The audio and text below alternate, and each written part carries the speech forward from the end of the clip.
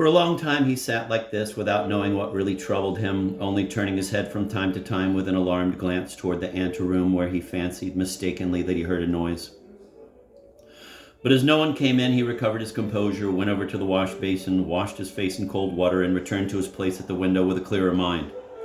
The decision to take his defense into his own hands seemed now more grave to him than he had originally fancied. So long as the lawyer was responsible for the case, it had not come really home to him. He had viewed it with a certain detachment and kept beyond reach of immediate contact with it. He had been able to supervise it whenever he liked, but could also withdraw whenever he liked. Now, on the other hand, if he were to conduct his own defense, he would be putting himself completely in the power of the court, at least for the time being, a policy which would eventually bring about his absolute and definite acquittal, but would meanwhile, provisionally at least, involve him in far greater dangers than before. If he had ever doubted that, his state of mind today and his encounter with the assistant manager and the manufacturer would have been more than enough to convince him. What a stupor had overcome him, merely because he had decided to conduct his own defense, and what would develop later on? What days were lying in wait for him? Would he ever find the right path through all these difficulties? To put up a thoroughgoing defense and any other kind would be a waste of time. To put up a thoroughgoing defense, did that not involve cutting himself off from every other activity? Would he be able to carry that through, and how was he to conduct his case from a bank office? It was not merely the drawing up of a plea that might be managed on a few weeks' furlough, though to ask for leave of absence just now would be decidedly risky. But a whole trial was involved, whose duration it was impossible to foresee. What an obstacle had suddenly arisen to block Kay's career. And this was the moment when he was supposed to work for the bank. He looked down at his desk. This the time to interview clients and negotiate with them while his case was unfolding itself, while up in the attics the court officials were poring over the charge papers. Was he to devote his attention to the affairs of the bank? Looked like a kind of torture sanctioned by the court arising from his case and concomitant with it. And would allowances be made for his peculiar position when his work in the bank came to be judged? Never, and by nobody. The existence of his case was not entirely unknown in the bank, though it was not quite clear who knew of it and how much they knew, but apparently the rumor had not yet reached the assistant manager. Otherwise, Kay could hardly have failed to perceive it, since the man would have exploited his knowledge without any scruples, as a colleague or as a human being. And the manager himself, he was certainly well disposed to Kay, and as soon as he heard of the case, would probably be willing enough to lighten Kay's duties as far as lay in his power, but his good intentions would be checkmated. For Kay's waning prestige was no longer sufficient to counterbalance the influence of the assistant manager, who was gaining a stronger hold on the manager and exploiting the latter's invalid condition to his own advantage. So what had Kay to hope? It might be that he was only sapping his powers of resistance by harboring these thoughts. Still, it was necessary to have no illusions and to view the position as clearly as the moment allowed.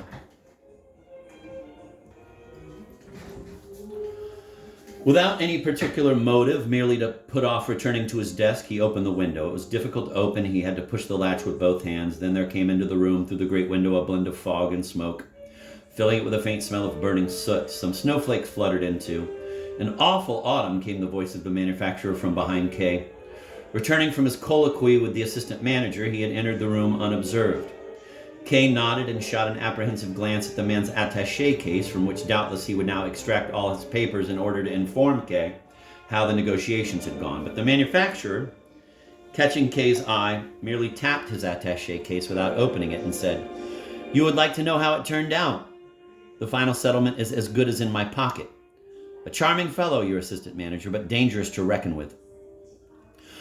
He laughed and shook Kay by the hand, trying to make him laugh too, but now Kay's suspicions seized on the fact that the manufacturer had not offered to show him the papers, and he found nothing to laugh at. "Herr Kay," said the manufacturer, "you're under the weather today. You look so depressed." "Yes," said Kay, putting his hand to his brow. "A headache, family troubles." "Ah, yes," said the manufacturer, who was a hasty man and could never listen quietly to anybody. "We all have our troubles." Kay had involuntarily taken a step toward the door as if to show the manufacturer out, but the latter said, "Herr Kay, there's another little matter I should mention to you. I'm afraid this isn't exactly the moment to bother you with it, but the last 2 times I've been here I forgot to mention it, and if I put off mentioning it any longer it will probably lose its point altogether, and that would be a pity, since my information may have some real value for you." Before Kay had time to make any reply, the man stepped up close to him, tapped him with one finger on the chest, and said in a low voice, "You're involved in a case, aren't you?" Kay started back, crying out, "The assistant manager told you that?" "Not at all," said the manufacturer. "How should the assistant manager know anything about it?" How do you know about it? Asked Kay, pulling himself together. I pick up scraps of information about the court now and then, said the manufacturer, and that accounts for what I have to mention. So many people seem to be connected with the court, said Kay with a bowed head, as he led the manufacturer back to the desk. They sat down as before, and the manufacturer began. Unfortunately, it isn't much that I can tell you. But in these affairs, one shouldn't leave the smallest stone unturned. Besides, I feel a strong desire to help you, no matter how modest the help. We have always been good business friends till now, haven't we? Well then. Kay wanted to excuse himself for his behavior that morning, but the manufacturer would not hear of it. Pushed his attaché case firmly under his arm to show that he was in a hurry to go, and continued.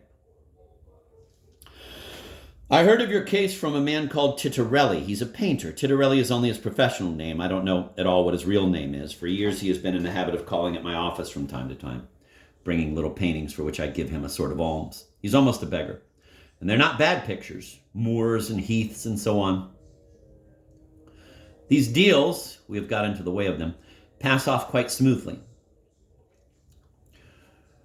But there was a time when he turned up too frequently for my taste. I told him so. We fell into conversation. I was curious to know how he could keep himself going entirely by his painting. And I discovered to my astonishment that he really earned his living as a portrait painter. He worked for the court, he said. For what court, I asked, and then he told me about this court.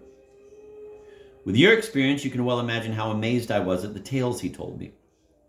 Since then, he brings me the latest news from the court every time he arrives, and in this way I've gradually acquired a considerable insight into its workings. Of course, Titorelli wags his tongue too freely, and I often have to put a stopper on him. Not only because he's certainly a liar, but chiefly because a businessman like myself has so many troubles of his own that he can't afford to bother much about other people's. That's only by the way. Perhaps I thought to myself Titorelli might be of some use to you. He knows many of the judges, and even if he can hardly have much influence himself, he can at least advise you how to get in touch with influential men. And even if you can't take him as an oracle, still it seems to me that in your hands, his information might become important. For you are almost as good a lawyer yourself. I'm always saying the chief clerk is almost a lawyer. Oh, I have no anxiety about your case. Well, would you care to go and see Titorelli? On my recommendation, he will certainly do all he can for you. I really think you should go. It needn't be today, of course. Anytime will do. Let me add that you needn't feel bound to go just because I advise you to, not in the least. No, if you think you can dispense with Titorelli, it's certainly better to leave him entirely out of it.